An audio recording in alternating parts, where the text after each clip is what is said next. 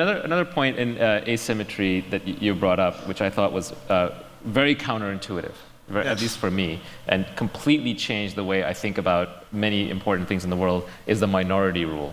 I don't think that one's obvious at all. It's one of the things that maybe it's obvious in hindsight once you fully understand it, but I think the repercussions aren't obvious, and the fact that it even is a very stable outcome isn't very obvious. So I'd love for you to just go through the minority rule a little bit. I discovered the minority rule one day.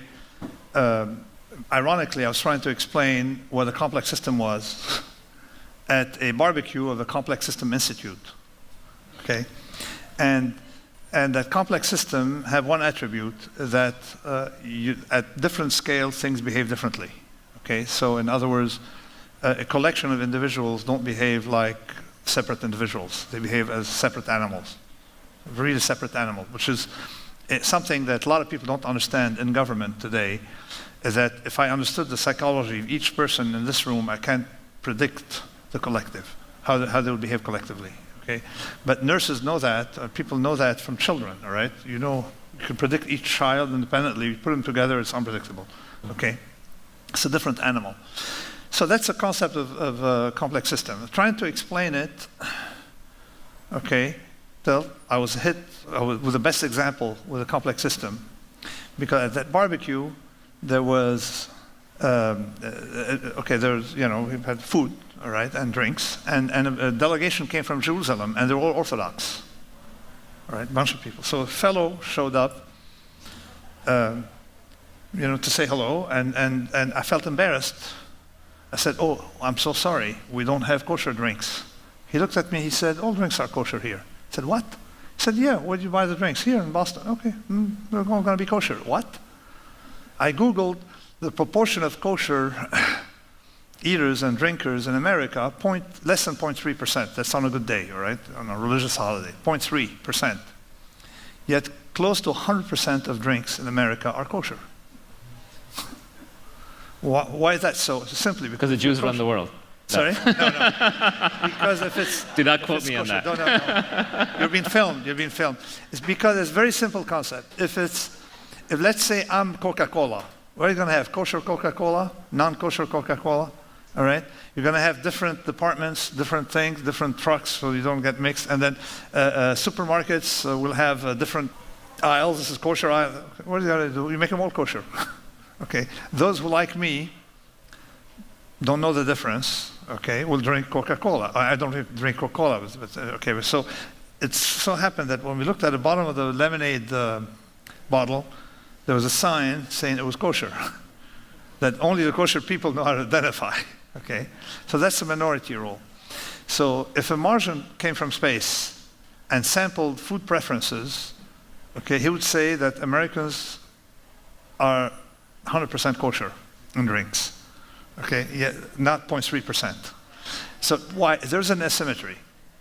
The kosher person will never drink non-kosher, but the non-kosher, you say, can drink kosher.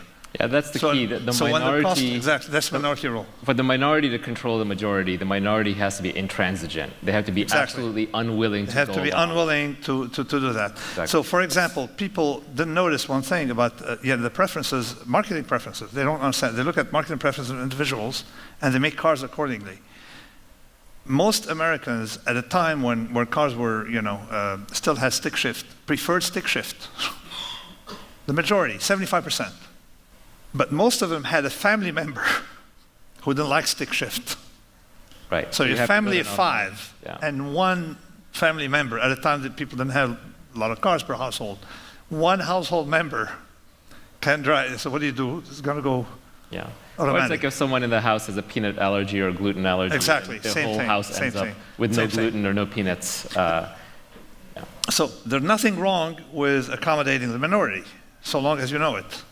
Right. Now, the interesting thing about the minority rule is that it seems to me that it's a norm rather than the exception in society, and about anything.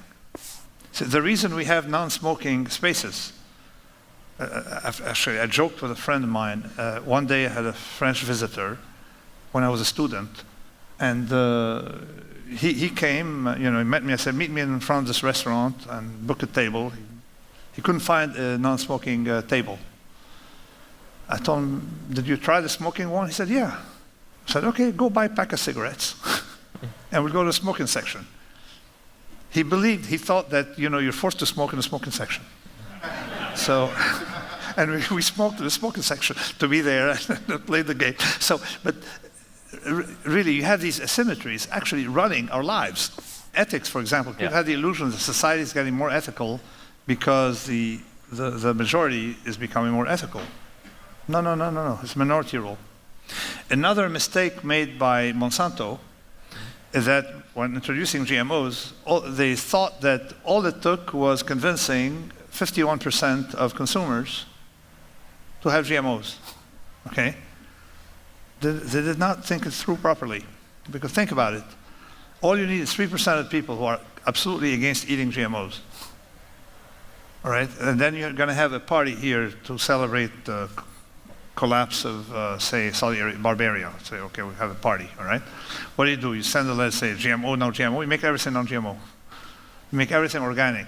And the difference in price, when the difference in price is small, everybody switches to the one that the minority wants, to the choice of the minority. When the difference in price is large, then you may have two varieties. Like, for example, for meat, kosher meat and kosher stuff, it's much more cumbersome to have everything kosher. Right. Because it's more costly and it's complicated. Right. So there's the evidence that Jews don't run the world. Exactly. but believe it or not, 100% of the meat you get, imported the lamb in the United States, about 100% is halal. Huh. Because New Zealand exports, okay, they're the main exporter. What is it going to do? What if put it in a ship to Malaysia? Or what if Malaysia doesn't want? There's less demand. What are they going to do? Dehalal it for send it to the United States? Right. So they made everything halal. So all their exports are halal. So at Christmas, I saw this. It was Christmas. Halal was because I can detect. I read Arabic. It's halal meat, right? Yeah. So it was probably they produce it, and then we don't have to worry about merchandising, about perishability and stuff like that. To make everything halal, it's much simpler. So the minority rule applies when the minority is not willing to compromise. Exactly. When it's relatively distributed amongst the whole population. Like if they're off by themselves in a corner, then maybe you can service them just as a minority and leave them. Exactly. If you have a geographic diversity. Okay, then you don't have minority rules, all right? If you say the people who eat halal live in the neighborhood, people who eat kosher live in the neighborhood, have their own ecosystem, then you won't have minority rules. As you open up the country, then the minority rule will prevail about anything. Yeah. But conditional on the majority not being ticked off by it. That's right. Okay, that's just, in Europe, for example, now pretty much schools have to have halal meat, and you have a reaction. People didn't know. I mean, you should have done it in a more quiet way, surreptitious way. Yeah, but because parents say, "No, I refuse. That my child eats halal." Okay, now you have a counter reaction, just like the Christians in a Roman world. The halal meat resembles all sacrificed meat in the Near East. Actually, you have to sacrifice the cow or the lamb, the sheep. In a certain way, and Christians would never eat sacrificial meat. In the old times, pagans would have sacrificial meat, and there's a lot of Christians who die of hunger in front of a table full of meat, just to show that they were Christian and they would not eat sacrificial meat because for them it's polluted. Costly. So you may have a counter minority rule coming from somewhere. You see? Yeah, I think there are cases where the minorities themselves are.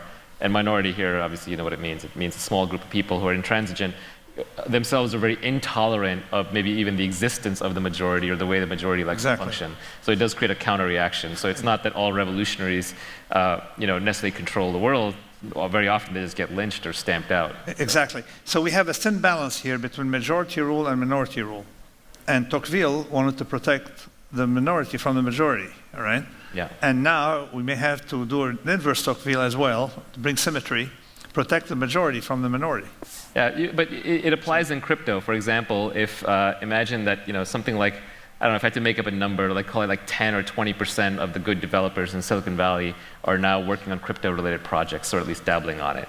And if they all announce tomorrow that they're only going to work for companies that pay them in crypto, then pretty soon you would see every payroll system switch to also offering crypto Yeah, that's payments. true.